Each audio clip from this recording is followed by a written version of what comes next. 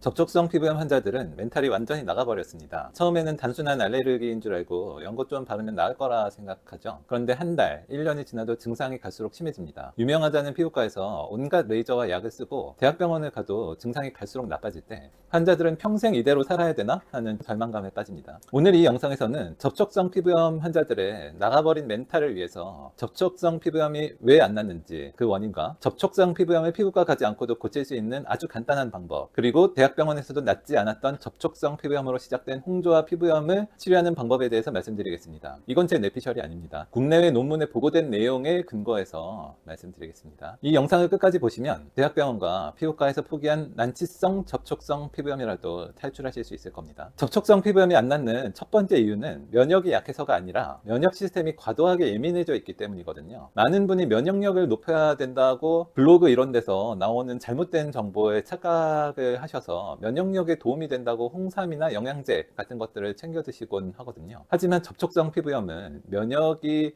결핍이 아니라 면역이 과도하게 예민하게 반응하는 게 문제입니다. 면역이 과민한데 과민 반응을 일으키는 항원을 줄이지 않고 영양제나 건강기능식품만 먹는다고 나을까요? 정말 근본적인 치료를 하려면 항원을 줄이고 면역 과민을 조절하는 치료를 해야 합니다. 두 번째 문제는 가만히 있어도 사라지지 않는 얼굴의 열감과 붉은기, 만성적인 혈관 확장입니다. 우리 피부에 염증이 생기면 체내에 항염증 작용이 있는 물질들을 보내기 위해서 혈관이 확장되는 것은 자연스러운 반응이거든요. 하지만 이 염증 상태가 장기화되면 혈관이 탄력이 떨어지고 늘어난 채로 돌아오지 않게 되기 때문에 조그만 자극에도 얼굴이 뒤집어지고 온도 변화에 극도로 민감한 상태가 되거든요. 접촉성 피부염이 만성이 되면 지속된 피부염으로 혈관 확장이 진행이 되기 때문에 주사 피부염 같은 치료가 어려운 난치성 피부염 진단을 받기가 쉽습니다. 그동안 병원 치료로 효과를 못 보신 이유도 여기서 나옵니다. 보통 처방받는 스테로이드나 항히스타민제는 당장의 염증 반응을 억제하는 데는 효과적입니다. 하지만 스테로이드는 항염증 효과는 뛰어나지만 2, 3주 안에 증상을 끝내지 못하고 몇 달씩 스테로이드를 쓰게 되면 스테로이드 자체가 피부가 얇아지면서 혈관이 확장되는 부작용이 있기 때문에 약을 쓸수록 접촉성 피부염을 유발하는 자극에 더 취약해지는 현상이 발생하거든요. 스테로이드를 많이 쓸수록 증상이 점점 더 악화하면서 환자의 멘탈이 완전히 나가게 됩니다. 그럼 이 데스 스파이럴을 어떻게 끝낼 수 있을까요? 가장 우선적으로 접촉성 피부염을 일으킬 수 있는 물질들을 원천적으로 차단해야 되거든요. 이게 안 되면 사실 치료가 안 돼요. 집에서 할 수 있는 가장 좋은 치료 방법도 접촉성 피부염 항원만 차단해도 집에서 할 수 있는 거 다 했다고 보시면 됩니다. 이전 영상에서도 이야기한 적이 있는데 접촉성 피부염 항원들을 계속 들이부으면서 스테로이드만 쓰면 그게 낫겠어요? 논문에 의하면은 전체 접촉성 피부염 환자 중에 70%는 화장품에 의해서 생기고 그 중에서도 향료나 계면활성제, 방부제 등 화장품 제품화를 시키는데 필수적인 물질들이 50% 정도 차지하거든요. 전체 접촉성 피부염 환자 중에서는 35% 이상, 40% 넘게 향료나 계면활성제, 방부제 등으로 접촉성 피부염이 발생하는 거라서요. 화장품을 최대한 피하는 게 맞습니다. 간혹 보면 기초는 상관없다고 바르시는 분들 많은데 논문에 보면은 기초 화장품도 15% 정도 패치 테스트에서 양성이 나옵니다. 그리고 패치 테스트에서 나오지 않는 접촉성 피부염 항원들도 많기 때문에 패치 테스트 항원이 지난 30년간 업데이트가 안 됐거든요. 그래서 최근에 접촉성 피부염 항원들을 스크리닝을 못 하고 있어요. 그래서 기초 화장품도 끊는 게 맞습니다. 그리고 접촉성 피부염 있으신 분들이 화장품을 계속 바꾸려고 하시는데 일반적으로 내가 갖고 있는 제품에서 이제 접촉성 피부염이 나오는 확률이 한 15에서 20% 정도? 그 정도 사이거든요. 근데 지금 접촉성 피부염이 없는 화장품을 쓰는데 새로 화장품을 또 바꾼다라는 거는 이 확률 15에서 20%의 러시안 룰렛을 다시 돌리는 거랑 똑같습니다. 그래서 웬만하면 정말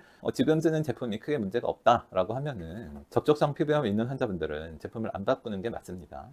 화장품이 아닌 접촉성 피부염 항원이 전체 환자의 30% 정도 되는데요. 니켈과 코발트, 수은화합물 등이 대부분이라서요. 불필요한 귀금속을 최대한 몸에 안 붙이는 게 제일 좋습니다. 사실 이건 금방 원인을 알 수 있고 제거도 쉽기 때문에 이 정도만 해도 피부가 안 가고 접촉성 피부염 고치는 거 절반은 한 겁니다. 심하지 않은 초기의 증상은 이렇게 하고 몇 주만 있으면 자연적으로 나을 수 있는데 만성이 되거나 스테로이드 연고나 먹는 약, 주사제 이런 것들을 오래 쓰신 분들은 항원만 끊는다고 피부가 원래대로 돌아오진 않기 때문에 좀 더 특별한 치료 방법이 필요하거든요. 첫째, 스테로이드로 의존하지 않는 과민해진 면역을 안정시키는 면역 조절과 염증 억제가 필요합니다. 과도한 면역 신호를 차단해서 면역 과민 반응을 조절하는 약물과 항염증 효과도 뛰어난 약물들을 사용을 해줘야 돼요. 근데 사실 이런 천연물, 한약재 이런 것들은 보고가 많이 되어 있거든요. 그 중에서도 제 경험상 가장 효과적인 약물들을 스크리닝을 해서 저희 병원 뿌리는 약, 자연수액이나 저희 병원 먹는 한약에 쓰는 겁니다. 이 논문들은 영상에 올려드릴 테니까 참조해 주시고요. 둘째로 혈관 확장이 된 증상들을 개선하고 얇아진 피부를 두껍게 해줘서 동일한 자극에서도 과민 반응을 덜 일으킬 수 있는 치료가 필요하거든요. 오래된 접촉성 피부염 환자들은 만성 홍조가 있기 때문에 혈관 확장을 억제하고 개선시키는 약물들을 써주는 게 필요합니다. 이게 안 되면 얼굴이 빨간 상태가 그대로 지속되기 때문에 별로 나았다고 느끼지를 못해요. 보통 접촉성 피부염 환자들이 스테로이드를 오래 쓰면 피부가 비닐을 씌운 느낌으로 얇아졌다고 하시는 분들이 많거든요. 피부를 좀 두껍게 해준 약물들을 써줘야 되는 겁니다. 이런 약물들은 논문에도 많이 나와 있는데 이전 영상에서 많이 소개시켜 드렸죠. 이 중에서 경험적으로 효과가 높았던 약물들을 자연수액이나 먹는 약에 써주는 겁니다. 예전에도 올려드렸는데 다시 한번 올려드릴 테니까 참조해 주시고요. 결론적으로 피부과나 대학병원에서 몇 년씩 접촉성 피부염이 오래 끄는 이유는 딴 게 아닙니다. 접촉성 피부염은 근본적으로 화장품 항원부터 통제해줘야 되는데 접촉성 피부염 환자분들 전화 오시는 거 보면은 접촉성 피부염이 있는데도 기초 제품만 화장품 2개, 3개씩 쓸 거 다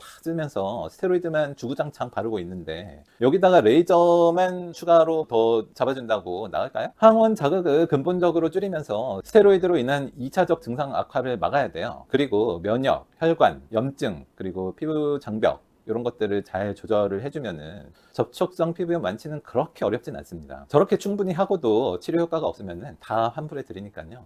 치료 걱정은 안 하셔도 됩니다. 그런데 제가 특출난 방법을 개발한 게 아니고 논문에 나와 있는 약물들을 경험적으로 가장 효과 있었던 약물들을 조합해서 쓰는 겁니다. 이 영상이 좀 도움이 되셨거나 부모님이나 가족분들 같이 보셔야 될 것 같다고 생각하시면은 공유를 좀 많이 해주시고요. 좋아요 좀 부탁드리겠습니다. 저희 영상이 좋아요와 공유가 부족해서 알고리즘을 못 받고 있거든요. 그리고 영상 보시고 궁금하신 점이나 문의하실 사항이 있으시면요. 댓글로 많이 남겨주시고요. 이 방법이 진짜 효과 있는지 없는지 한번 시험 삼아 치료해보고 싶으신 분들이 많아가지고 제가 의료법 위반되지 않는 선에서 비용을 최대한 안 받는 수준에서 예약되는 데까지는 저희가 치료를 좀 해드리고 있거든요. 그래서 자세한 내용은 고정 댓글을 좀 참조해 주세요.